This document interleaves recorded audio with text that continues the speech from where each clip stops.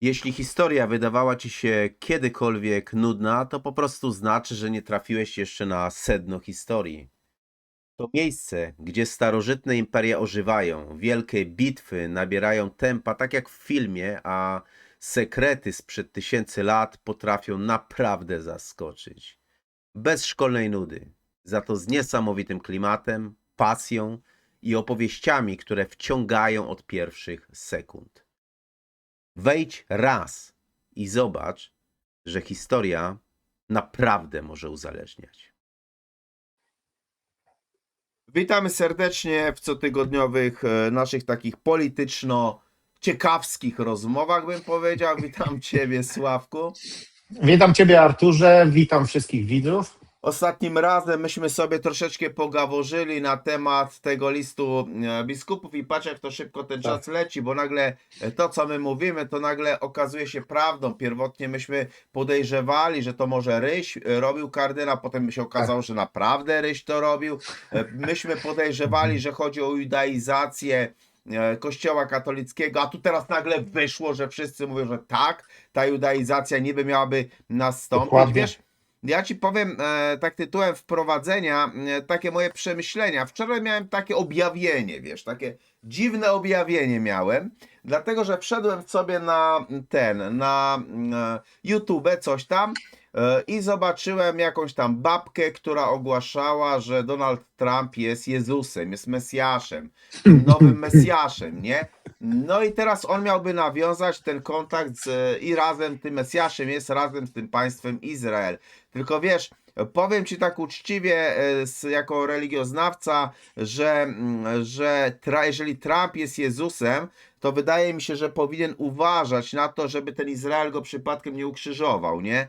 Bo wiesz, historia lubi się powtarzać. To jest takie moje prywatne stwierdzenie i to jest to, co pierwsze mi gdzieś tam przyszło ogólnie do głowy w tych kwestiach politycznych, że to, co ty żeś mówił, że żeby przypadkiem Izrael nie zarżnął tej kury znoszącej złote jaja, nie?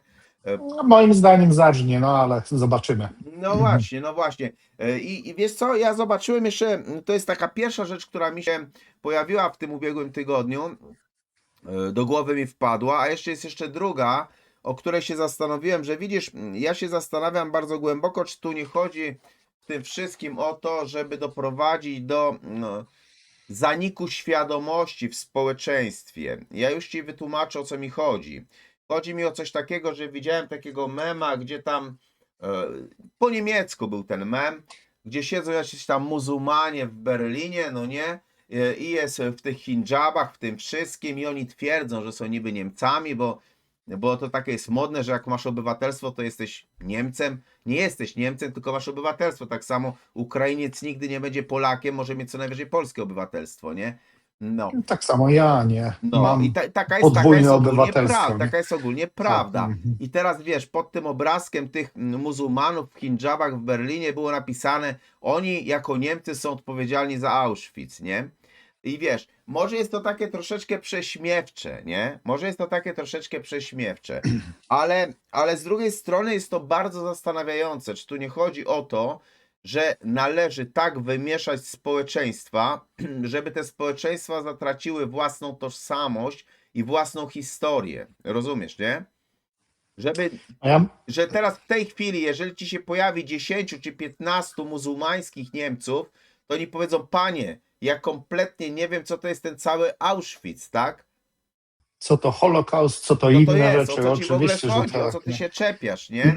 No, co ty chcesz ode mnie odszkodowań, jak ja nie wiem, o co kaman, nie? No, to akurat I podobnie za chwileczkę zrobimy z Wołyniem, nie? Że ci ludzie tak. powiedzą, że stary, o co ci chodzi, bo tu my przecież nie wiemy o to.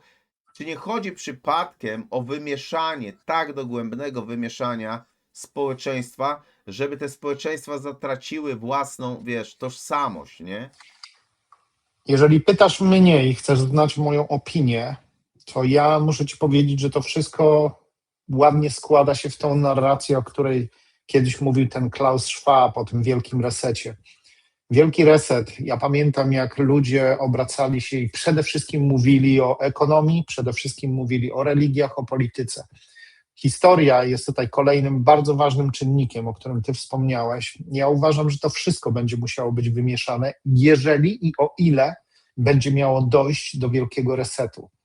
I teraz, jeżeli ja miałbym przewidywać, to ja uważam, że w obecnej konfiguracji taki wielki reset i to wielkie wymieszanie będzie wykonalne. Będzie całkowicie niemożliwe, ze względu na to, że tak jak powiedziałeś, świadomość ludzi jest na tyle wysoka i żyją jeszcze te pokolenia, takie jak na przykład nasze i jeszcze starsze, które doskonale pamiętają, czym była komuna, doskonale pamiętają, jakiej zakłamanej, takiej fałszywej historii nas uczono i o pewnych rzeczach nie można było mówić i dopiero jak nastąpiła odwilż w latach 90., dopiero wtedy, ja pamiętam, w technikum uczyliśmy się prawdziwej historii.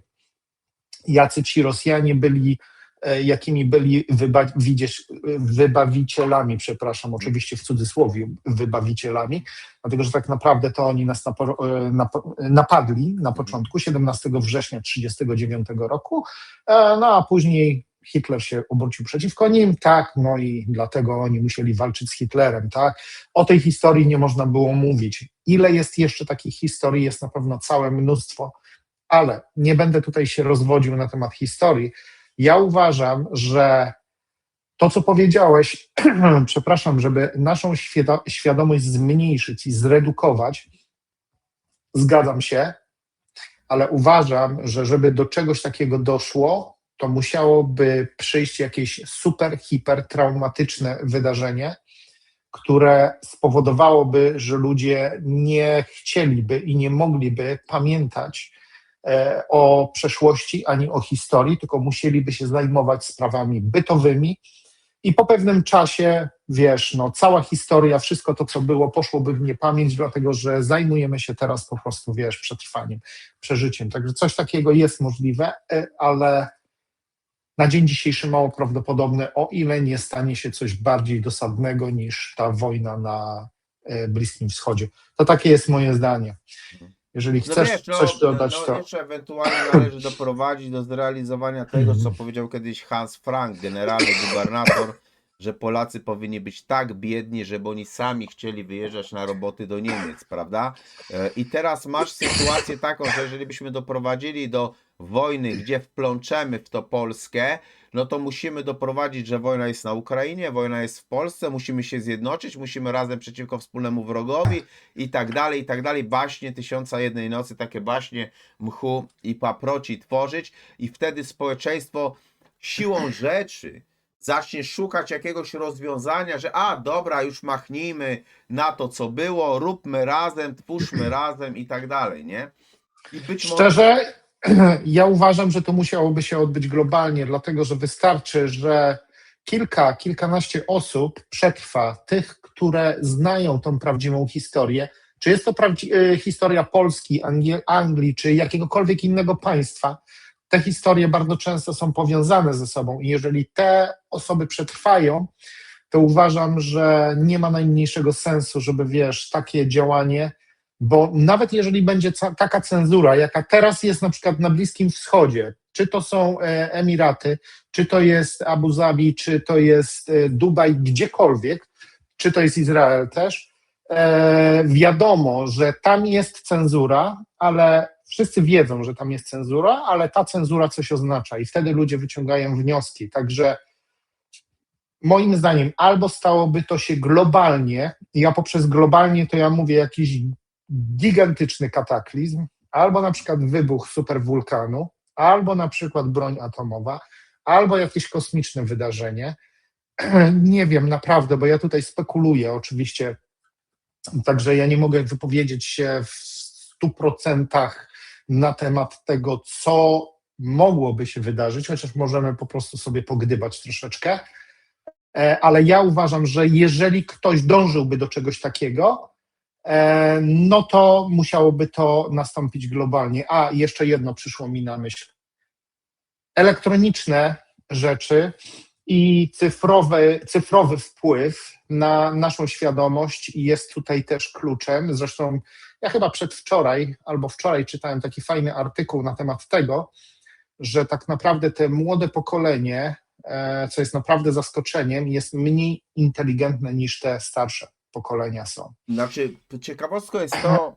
I, Mhm. I czekaj, tylko dokończę, Arturze, zaraz oddam Ci głos. I ja uważam, że to bardzo wiele świadczy właśnie o tej digitalizacji i o tych wszystkich mediach społecznościowych, jakie one wywierają wpływ na ludzi.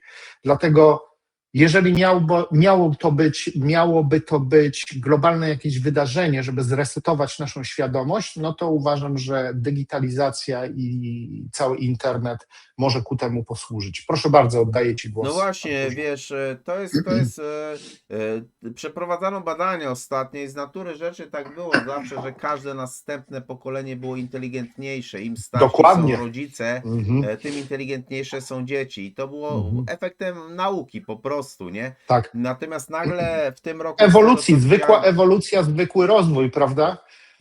z tego, co zauważyłem, w tym roku przeprowadzano badanie i się okazało, że to jest pierwszy raz w historii, że to pokolenie, które teraz gdzieś tam jest dużo głupsze niż poprzednie pokolenie. Czyli Tak. ta ewolucja idzie wstecz. I to jest Tak. po prostu, wiesz, przerażające, że ci ludzie nie są w stanie funkcjonować. Być może oni będą ci mówić na temat tego, jak wygląda blik albo coś innego, ale oni nie będą w stanie powiedzieć, co to jest prąd, tak? Tak. Oni Nie będą w znają stanie- kompletnie podstaw. Nie znają kompletnie podstaw i są coraz głupsi.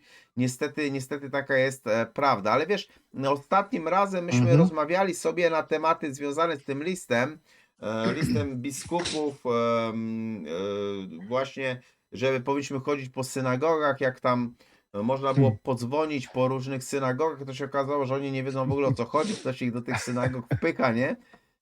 Natomiast my obiecaliśmy, że dzisiaj sobie powiemy troszeczkę na temat tej publikacji z 2016 roku Exo Vaticana, bo to jest taka publikacja napisana przez Toma Horna i Chrisa Putnama. Tak. I to jest taka publikacja, która należy, gdybym powiedział, do nurtu literatury sensacyjno-publicystycznej o Watykanie, o kosmitach, o proroctwach różnych religijnych. I tutaj są różne wątki połączone, bo i religijne, i astronomiczne, i różnych teorii spiskowych, no nie? Tak.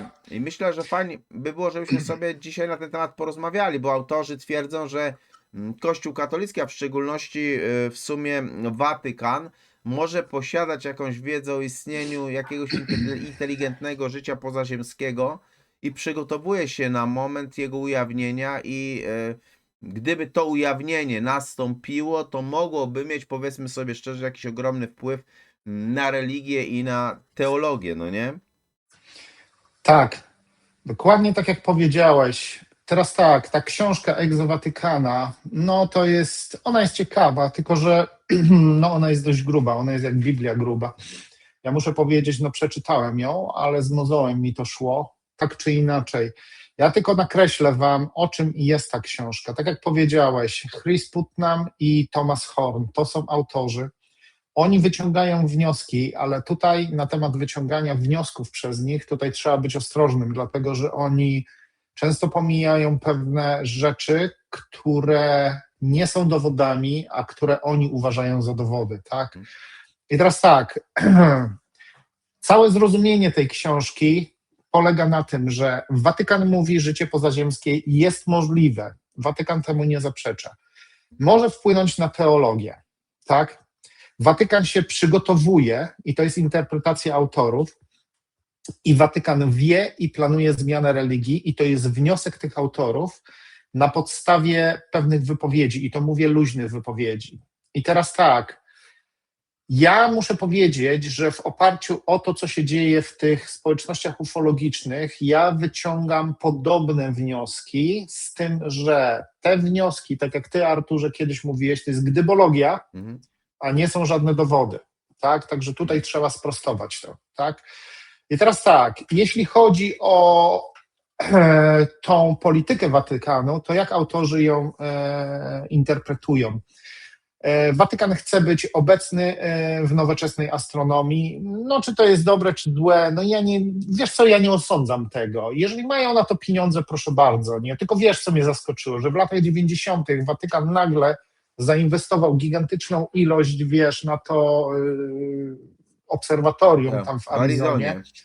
Tak, i muszę powiedzieć, że no to jest dziwne. To jest co najmniej dziwne, dlatego że wiesz, że moim zdaniem Watykan jako Watykan powinien zajmować się innymi rzeczami, przepraszam, a nie obserwacją nieba, nie? Chyba że czegoś się spodziewają z tamtej strony, nie? A mogło tak być, dlatego że pamiętam szczególnie lata 90. Ja wtedy dopiero zaczynałem się interesować tym, ale lata 90. były taką obietnicą na przełom, jeśli chodzi o sprawy ufologiczne. I pamiętam, że wtedy dość wiele się działo. W każdym razie Watykan chce również wyprzedzić pierwszy szok kulturowy. No i Watykan rozwija język inkorporacji, a nie zerwania, tak, czyli chce połączyć pewne rzeczy. No i Watykan dba o zachowanie autorytetu interpretacyjnego, tak? I to jest interpretacja polityki Watykanu przez autorów. I ja muszę powiedzieć, że trudno się tutaj nie zgodzić z wnioskami, które oni wyciągnęli, ale pamiętajmy, to są wnioski na podstawie zlepków informacji, a nie na podstawie twardych dowodów. I teraz tak, autorzy podkreślają cały czas, że ci astronomowie watykańscy otwarcie rozmawiają o UFO, ale teraz tak, definicja UFO, czyli niezidentyfikowane obiekty latające, to nie oznacza, że są to obiekty pozaziemskie. To odbywa się w taki sposób.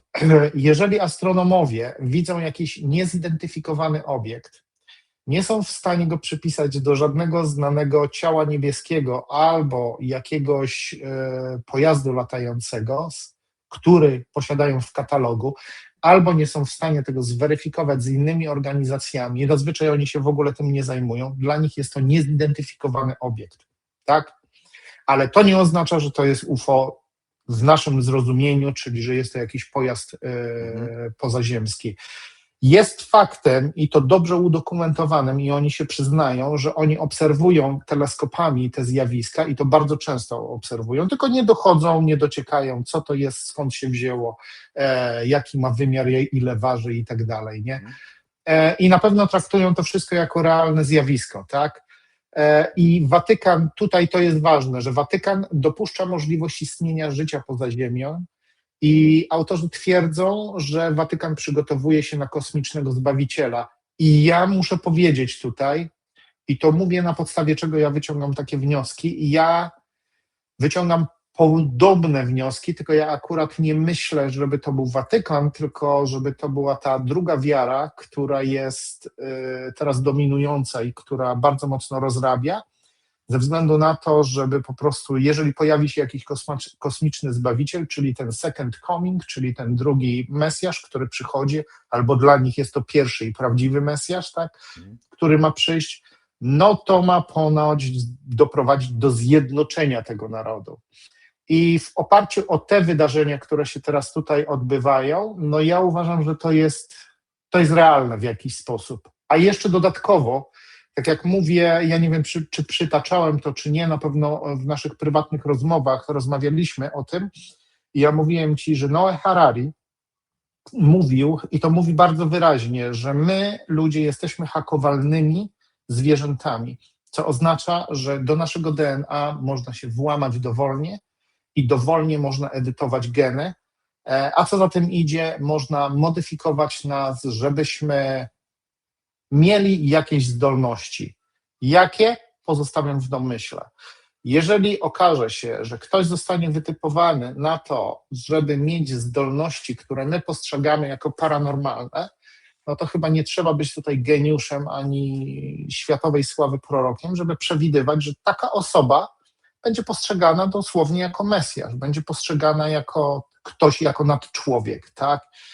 I czy na podstawie tego ta religia będzie chciała wypromować właśnie takiego Mesjasza? Nie wiem, ale ja uważam, że, i to mówię na podstawie tego, co czytałem i tego, co badałem, ja uważam, że coś takiego jest prawdopodobne i raczej na pewno jest technicznie możliwe, technicznie, genetycznie, finansowo jest możliwe do wykonania.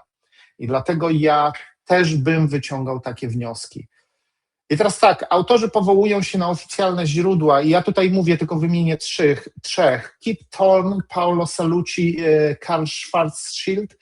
I są to naukowcy, fizycy, matematycy badający czarne dziury, badający kosmos, powołują się oni na Einsteina, z tym, że, to jest ważne, ich powiązania tych naukowców z UFO są praktycznie żadne, a przynajmniej bardzo ograniczone, bo oni wypowiadają się, że tak, w takim gigantycznym wszechświecie coś może istnieć i prawdopodobnie i musi istnieć, dlatego że matematycznie niemożliwe jest, żeby w nieskończenie wielkim wszechświecie nie istniało inne życie inteligentne, ale to nie oznacza, że oni coś odkryli, tak? I autorzy się powołują, i to jest to, o czym ja kiedyś, Arturze, mówiłem z tobą, że bardzo często dochodzi do takiej sytuacji, to właśnie w tych społeczeństwach alternatywnych, gdzie ktoś coś powie, drugi to podchwyci, wzmocni to i przekaże, i tak dalej, i tak dalej. I to jest tak, wiesz, taki cały łańcuszek się tworzy, a później na samym końcu okazuje się, że ludzie myślą, że ta informacja wyszła z kilkunastu albo kilkuset źródeł, a tak naprawdę to może być tylko jedno źródło, które zostało w jakiś sposób zniekształcone. I tutaj autorzy, no niestety, ale oni też powołują się na te autorytety, żeby dodać wiarygodności swoim wnioskom.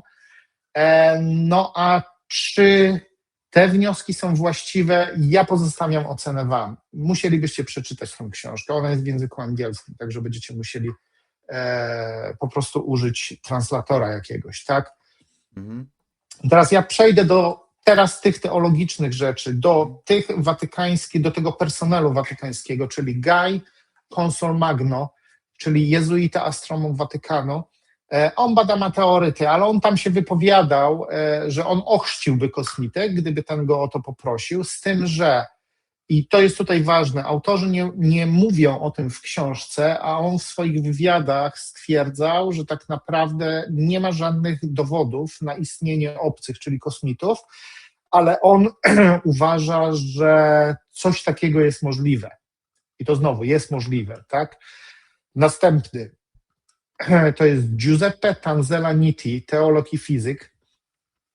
On bada relacje nauki i religii, dokonuje prób pogodzenia kosmologii i teologii, powołuje się na Alberta Einsteina i Tomasza z Akwinu. Tutaj na ten temat ty mógłbyś się wypowiedzieć, no ale Tomasz z Akwinu, ja z tego, co tam czytałem, to on był też taką, no może nie kontrowersyjną, bardzo na pewno ciekawą osobą, postacią, której Kościół nie zdołał złamać, tak? No i dlatego musieli go wyświęcić, dlatego że po prostu nie dało rady z nim nic zrobić. Nie? On się nie poddawał żadnej obróbce, ani termicznej, ani chemicznej, ani żadnej innej, ani ekonomicznej. I teraz tak, ja znowu tutaj, i to jest moja spekulacja, ponieważ Watykan zajmuje się takimi rzeczami, jest to dla mnie podejrzane troszeczkę. Dlatego, że Watykan powinien zajmować się teologią, a skoro już wychodzi w kosmos, to dla mnie to jest coś takiego, że wiemy, że coś jest, wiemy, że to jest prawdopodobne, jeszcze o tym nie mówimy, ale my wiemy, że coś może nadejść i przygotowujemy się na to. I ja muszę powiedzieć, że ja wyciągam podobne wnioski. Ja później, Arturze, tobie oddam głos, to będziesz mógł się, wypowiedzieć na ten temat. Nie? A teraz dobrze, kolejna osoba to jest Christopher Corbally, też jezuita astronom. On bada gwiazdy i astrobiologię, bo to jest tutaj ważne, i on też dopuszcza możliwość istnienia życia poza Ziemią, ale tutaj on nie mówi o inteligentnym życiu, tylko o życiu. Życie to wiadomo, może być pantofelek zwykły. To mogą być zwykłe bakterie, które gdzieś przetrwały.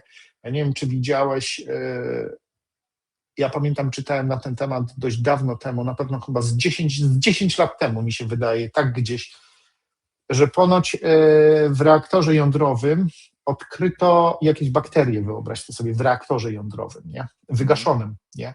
No i wyobraź to sobie, i niemożliwe jest, żeby one dostały się z zewnątrz, bo to jest też tutaj ważne. No i jeżeli istnieje taki organizm, który jest w stanie przetrwać w tak wysokiej temperaturze i przy takim promieniowaniu radioaktywnym, no to kto wie, co możemy znaleźć jeszcze w kosmosie. I Christopher Corbally, on dopuszcza coś takiego, tak? I teraz tak, To, do czego przejdę tutaj, bo ja nie chcę się rozwodzić na ten temat. UFO, i to jest tak naprawdę motto tej książki, UFO to współczesna forma dawnych zjawisk religijnych. I ja tutaj mówię, Jacques Vallée, możecie sobie, ja mam jego książkę, on jest też matematykiem, fizykiem, on rozmawiał z jednym George'ów, chyba George'em Huntem Williamsonem, i on ma takie zdrowe podejście do tych zjawisk ufologicznych. On jak najbardziej mówi, że coś takiego jest możliwe i jest prawdopodobne, z tym, że on twierdzi, że ludzie tak jakby zamienili jeden system wierzeń na drugi. To jest to, o czym my kiedyś rozmawialiśmy, nagraliśmy nawet odcinek na ten temat, czy UFO może stać się religią, pamiętasz, nie? No. No i muszę powiedzieć, że my wtedy doszliśmy do wniosku, że tak, oczywiście może stać się religią, dlatego że w większości jest oparte na jakichś dogmatach, na przypuszczeniach, które no nie mają jak na razie jeszcze dowodów takich namacalnych. Wszystkie te dowody namacalne, które się tworzy, no one nie są do końca wiarygodne ze względu na to, że my znowu musimy polegać na jakimś tam próbkowaniu ludzi, którzy mają ograniczony dostęp do laboratoriów choćby, nie? I to już automatycznie eliminuje na przykład podejście naukowe, chociaż w pewnych warunkach może to być jakimś tam częściowym dowodem, tak? I teraz tak John Keel, i to był autor książki The Mothman Prophecies, uważa też, że UFO jest częścią szerszego zjawiska paranormalnego powiązanego z folklorem i demonologią. Carl Jung oczywiście też analizował to psychologicznie i twierdził, że może ono być współczesnym mitem lub projekcją archetypów, jak dawniej religia była, czyli my przeistaczamy się w coś nowego, nie? I na przykład to, że my przeistaczamy się w coś nowego, to może być na przykład podstawą do tego, mówię, podstawą, ale nie dowodem, podstawą do tego, że Watykan chce przejąć tą narrację, no i chce dalej po prostu wyjaśniać pewne rzeczy, tak?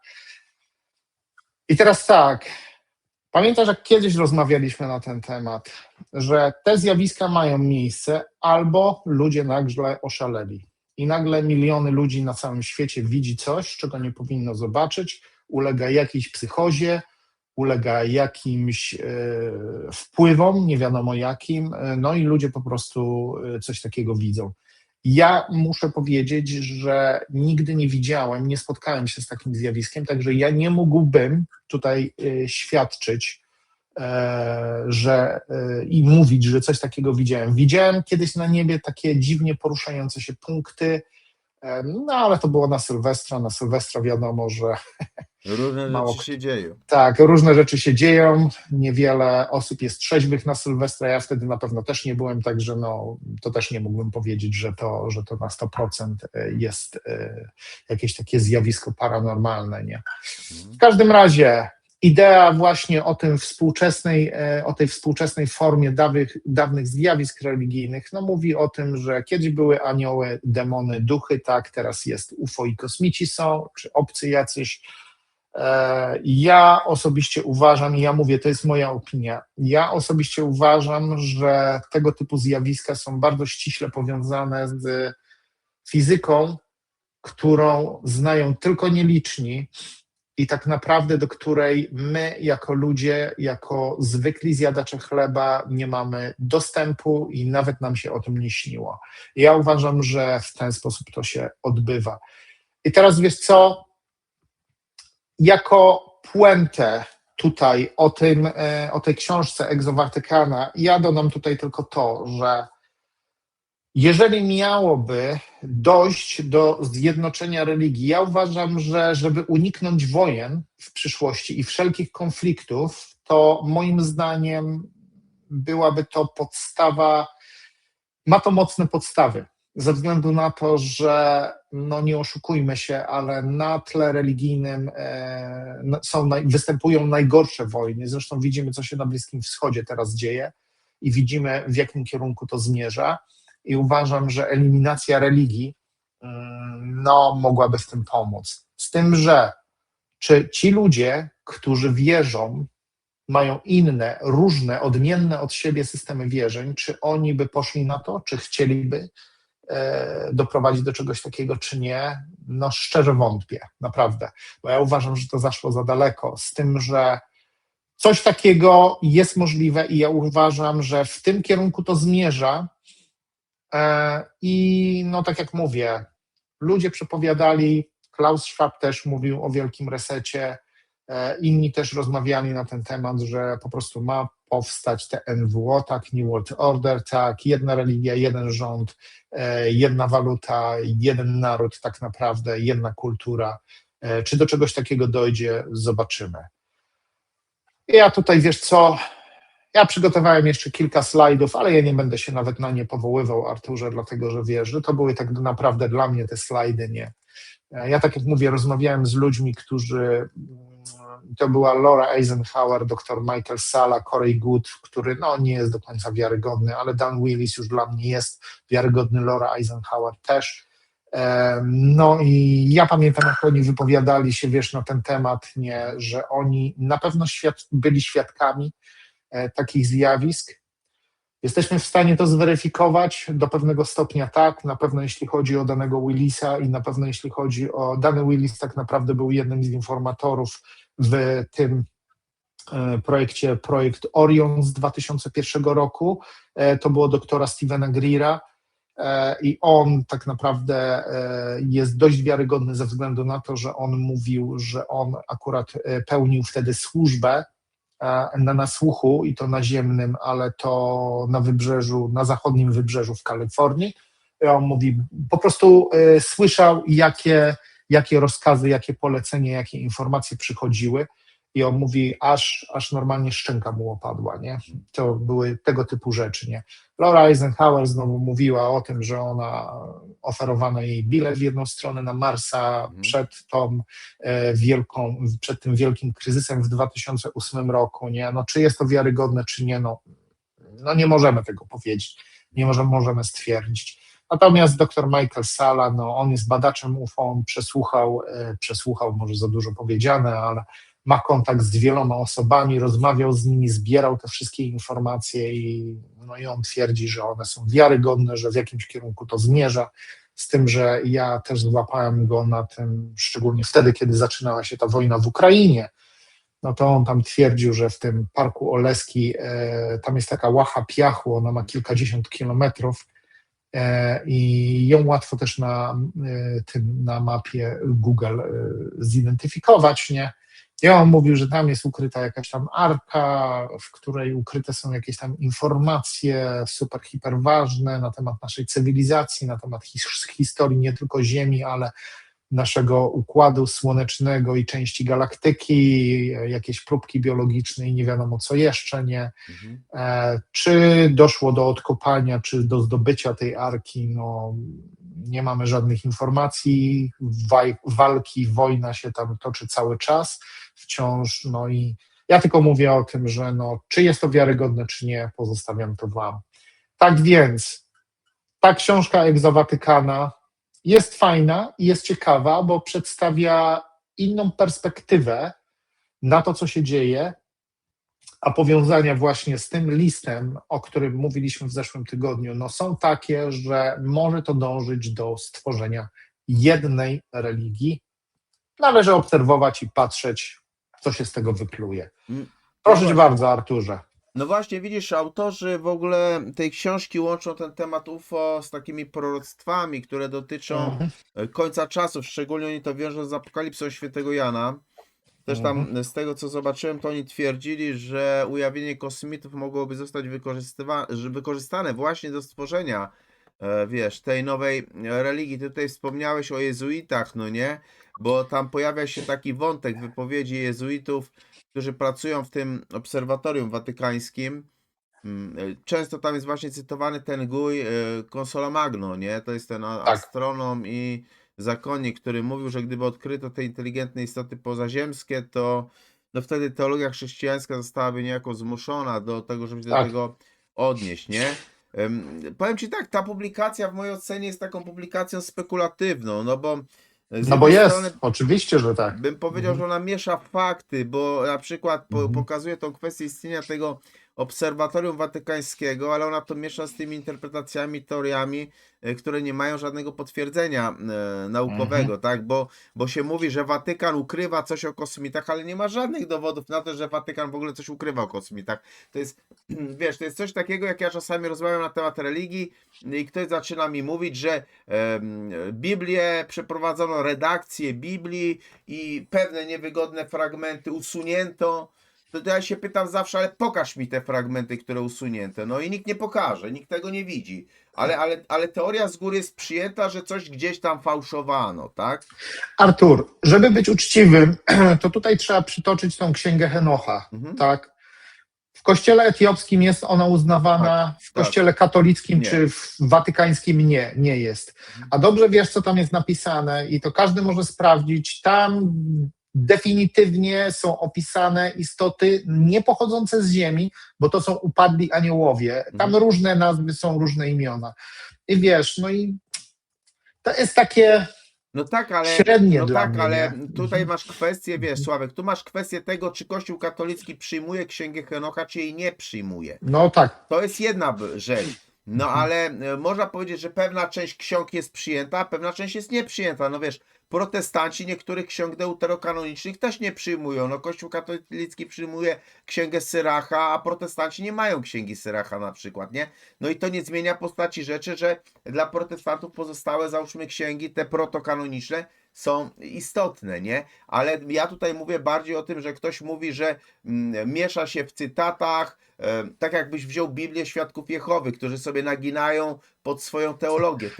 Ty wiesz, że miałem o tym mówić, że oni na pewno coś takiego robią, ale jeżeli zapytałbyś mnie i powiedziałbyś mi, pokaż mi cytaty, No to nie nie pokażesz. powiedziałbym, nie pokażę ci, ale Właśnie- wiem, że oni coś takiego robią, nie? No właśnie tu jest ta kwestia, że ktoś powie, że coś takiego jest robione, ale kiedy ja powiem pokaż mi gdzie, co i jak, to nikt mi nie pokaże, nie? To jest taka sama teoria, jak ktoś by zaczął mówić, wiesz, że Kościół uznawał reinkarnację, a potem się z niej wycofał. A pokaż mi jakikolwiek dokument, gdzie Kościół zgodził się na reinkarnację. No nie ma takiego dokumentu. A, no bo na pewno go wycofał. A skąd wiesz, że go wycofał, jak nie wiesz, co było wcześniej, no nie?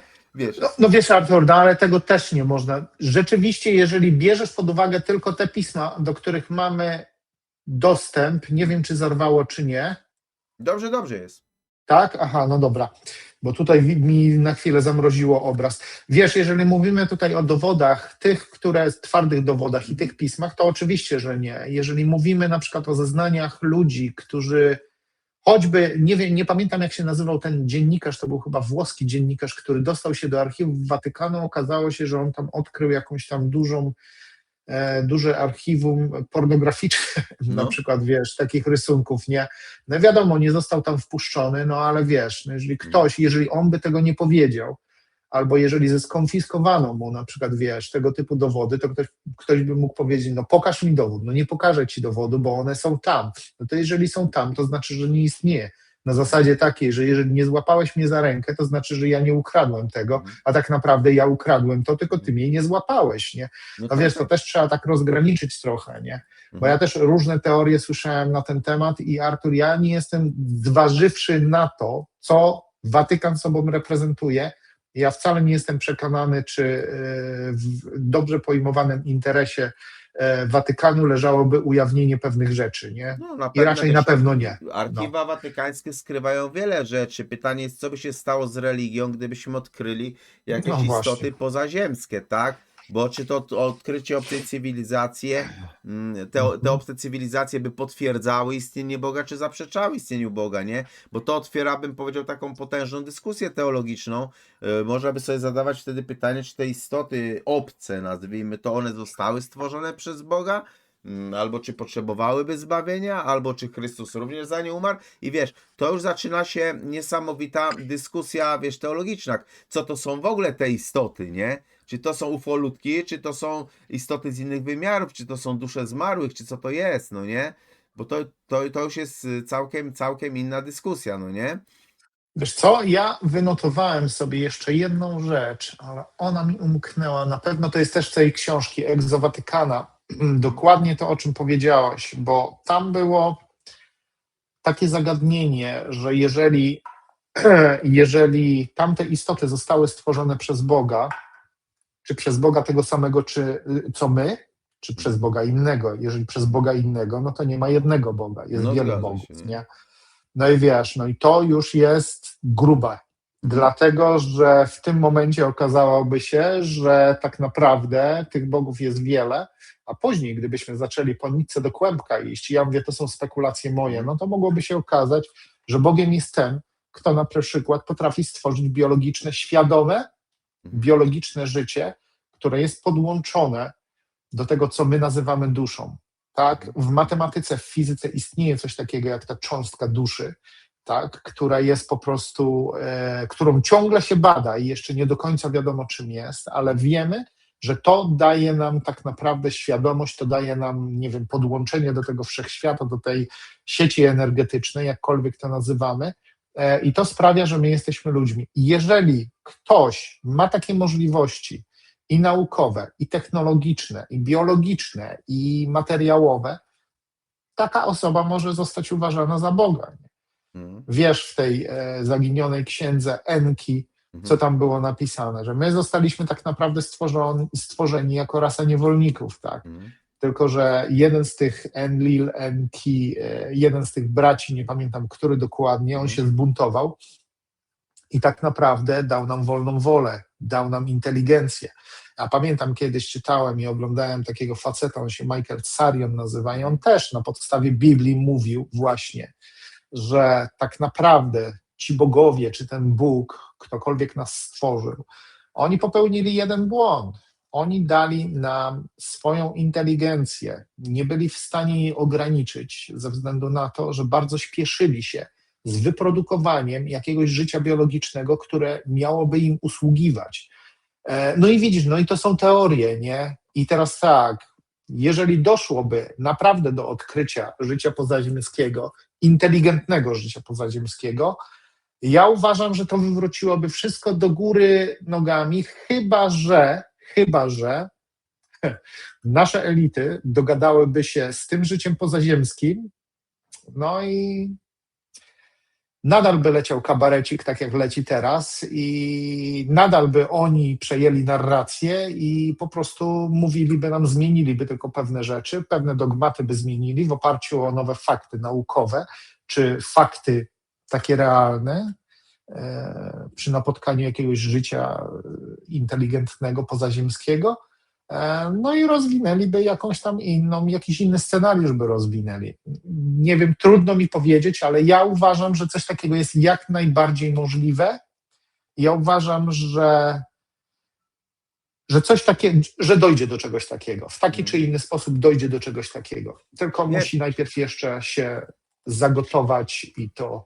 Żaba jeszcze nie gotuje się do końca, także ciągle podnosi się temperaturę mhm. tej żabie, czyli Wiesz, nam. mi się wydaje, że największe kontrowersje tej książki pojawiają się wtedy, kiedy ci autorzy łączą ten temat kosmitów z proroctwami religijnymi, no bo według nich Mhm. możliwe jest, że w przyszłości te kontakty z obcą cywilizacją mogą być wykorzystane do stworzenia jakiejś takiej tej globalnej ideologii czy globalnej religii. Tam też pojawiają się w tej książce nawet odniesienia do tych wizji z Apokalipsy świętego Tak. Jana.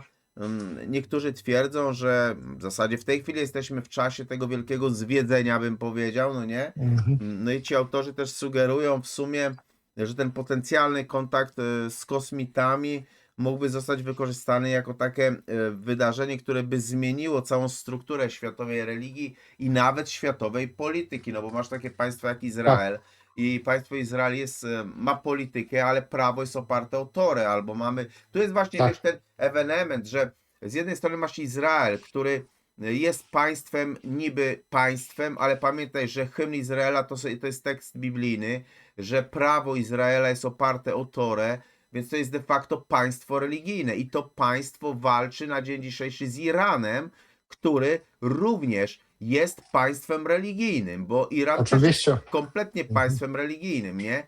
Oczywiście. Także wiesz, no to jest to, że u nas się tam, wiesz, krzyczy, że ktoś, nie wiem, wyniósł obraz Matki Boskiej na ulicę, a zapominamy o tym, że hymn Izraela jest częścią Biblii, albo flaga Arabii Saudyjskiej to są teksty Koranu. No, no tam po prostu się z tym nie Mhm. ukrywają, no nie? Natomiast wiesz, oczywiście te teorie tworzone przez autorów książki są bardzo, bym powiedział, takie spekulacyjne, ale to wydaje mi się, że przez tą spekulacyjność one wzbudziły ogólnie właśnie to zainteresowanie. Tutaj jest pytanie, wiesz, co w tej książce jest faktem, a co jest faktycznie teorią, no nie? Bo tu trzeba by, Artur, faktem na pogrzebać, pewno nie? są wypowiedzi tych ludzi. Mm. To jest fakt. I to tego nie można zaprzeczyć, dlatego że oni się wypowiadali. Faktem jest również to, że Watykan interesuje się takimi rzeczami. A Mhm. skoro się interesuje, no to tutaj już dochodzi do Pytanie, spekulacji. dlaczego ma w tym taki Dlaczego? duży interes? Właśnie, dlaczego? Pytanie, Bo to dlaczego ma w tym też. taki duży interes, no No nie? właśnie, dlatego że wiesz, ja pamiętam, że tak jak mówię, lata 90., w latach 80., no tam ja byłem jeszcze całkiem młody, także ja się nie interesowałem aż tak bardzo tym, nie? Ale wiem, że były publikacje różne i to ludzi, którzy twierdzili już wtedy nawet, że istnieje coś takiego jak tajny program kosmiczny, istnieje życie pozaziemskie, odkrywało się po prostu jakieś różne dziwne zjawiska. Wiadomo, że Roswell też bardzo dużo namieszało i po prostu tak to się ciągnęło. Było bardzo wiele ludzi, którzy twierdzili, że dochodzi do czegoś takiego. Zresztą w latach 80. i tutaj to była ta Carla Ruckert i ten Elkins, Don Elkins, czy coś takiego z tego Prawa Jedności, tak, Prawa Jedni, nie. I ja pamiętam, to w latach 80. oni też, ona ponoć wchodziła tam w trans jakiś i mówiła o rzeczach, o których nam się nawet jeszcze nie śniło. Kto wie, Mm. czy Watykan już wtedy po prostu zdawał sobie sprawę, być może miał nawet swoich jakieś medium, które po prostu badały te rzeczy i które potwierdziły, że to, co ta Carla Ruckert tam mówiła, no to mogło być prawdą. No i ja pamiętam, że no wiesz, te lata 80. moim zdaniem były takim przełomem. Być może dlatego w latach 90. Watykan zaczął się tam, wiesz, interesować tym. A wracając do twojego pytania, co jest prawdą, co nie. Artur, to jest tak jak zazwyczaj. Tak długo, jak nie masz dowodu na coś, to jest teoria spiskowa. Mhm. A na drugi dzień to się okazuje nie tylko, że teorią, ale prawdą. Tak jak było z tą całą pandemią, prawda? I z Tak, wieloma rzeczami, nie? Wszystko teorie spiskowe, jesteśmy 6 lat później i się okazuje, że praktycznie wszystko, co było teoriami spiskowymi, było teraz prawdą. nagle okazuje się prawdą. Tak, dokładnie, nie? Także wiecie, no, ludzie też mają do tego takie podejście. Oczywiście ja nie bronię tutaj ani jednej, ani drugiej strony. Ja też jestem podejrzliwy i tylko tyle powiem. Też jestem podejrzliwy. Mhm. Kropka. No, No. okej, no jeżeli ktoś będzie miał możliwość, żeby pogrzebać w tej książce Ex Vaticana, to zachęcam, bo Mhm. świat staje się coraz ciekawszy i ta cała układanka dotycząca i najpierw pseudopandemii, i potem pseudowojny, tak naprawdę, i teraz mamy tą kwestię Bliskiego Wschodu, no i nagle obwołania Mesjaszem Donalda Trumpa, no nie? Ja No, nawet nie wiem, czy ja chcę to skomentować, bo powiem ci szczerze, że musiałbym użyć tutaj łaciny kuchennej, dlatego że dla mnie to jest naprawdę, dla mnie to jest, wiesz, no ale widzisz, ale to są rzeczy, o których nam się 5-10 lat temu nie śniło, że ktoś by no. takiego Mhm. odpału dostał, nie? Żeby coś takiego mogło mieć miejsce albo miało miejsce. I wiesz, o właśnie, tak jak te małpy, co za twoimi plecami tam chodzą, nie? No, także No, dokładnie. powoli, wiesz, Mhm. powoli zaczynam się No. zastanawiać, jak te puzzle po prostu z jednej strony pasują do siebie, że to jest coś niewyobrażalnego, a z drugiej strony jakiś idiota te puzzle wymyślił, no nie? Tak bym, Właśnie o to chodzi. tak bym to powiedział. No i wiesz, najgorsze jest to, że są jeszcze, bo to, że te puzzle pasują do siebie, to jest jedna rzecz. Ale nawet jeżeli dziś byśmy przedstawili, nawet jeżeli producenci tych pseudoszczepionek przedstawili, że to wszystko był test, że testowano, że ludzie byli królikami doświadczalnymi, Mhm. to i tak znajdzie się banda idiotów, którzy powiedzą, a nie, ale to było konieczne. To było tak, dokładnie. To To było było konieczne. konieczne i pomimo A tego, że dlaczego? ty będziesz widział dowody jasne, jak Tak. krowie na rowie pokażą, Mhm. to istnieje pewna grupa ludzi, idiotów skończonych, którzy powiedzą, ale to było konieczne. No nie, no a co mogłeś? Dokładnie nie. Jak nie wiedziałeś, to co mogłeś? Jak nie wiedziałeś, Tak. to przede wszystkim nie miałeś prawa zmuszać nikogo. No, Bo dokładnie. jeżeli nie jesteś pewny i nie bierzesz za Tak. to odpowiedzialności, to moralnie nie masz prawa zmuszać kogoś do tego. Bo to, że ty się zesrałeś ze strachu, to nie znaczy, że ktoś inny też się zesrał ze strachu. No, dokładnie nie. Po prostu, no nie? to jest... Ale niestety ta rzeczywistość staje się coraz bardziej, powiem ci szczerze, koszmarna, to, co w tej chwili nawet w kwestiach politycznych widzimy, gdzie Trump zawarł rozejm sam ze sobą, moim zdaniem, nie? No bo Żenada. on zawarł rozejm sam ze sobą, a Izrael powiedział, że pierniczy temat i w skład tego rozejmu Liban nie wchodzi, no nie? No i jakieś cyrki. I się nagle okazuje, że w chwili obecnej to dalej Iran rozdaje karty, prawda?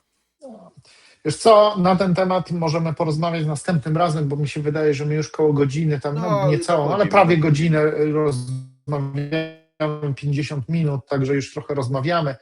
Nie, wiesz, co mi to przypomina? Mi to przypomina coś takiego, że Trump już niedługo zacznie kontrakty z państwami podpisywać, że my będziemy was bombardować, ale wy macie nam za to płacić, dlatego że my mamy pieniądze na tym zarabiać. No. I wiesz, i to dochodzi do takiej sytuacji. Mm. On nie wie, jak się z tego wycofać i on już, to jest, i tak jak mówię, to jest biznesmen, a nie prezydent. On nie jest żadnym politykiem, on jest biznesmenem. Ja nie wiem, w jaki sposób on doszedł. Pierwszym razem doszedł do prezydentury i każdy miał wielkie nadzieje, pokładali w nim wielkie nadzieje. No, widzimy, jak to się kończy teraz. No ale no widać ewidentnie, że wtedy być może jeszcze miał jakąś tam ideę, jakaś mu przyświecała. Teraz natomiast żadnej idei nie ma. Albo się odkleił od rzeczywistości, tak jak mówiłeś, tak jak te małpy tam biegały po tym, nie, po drzewach.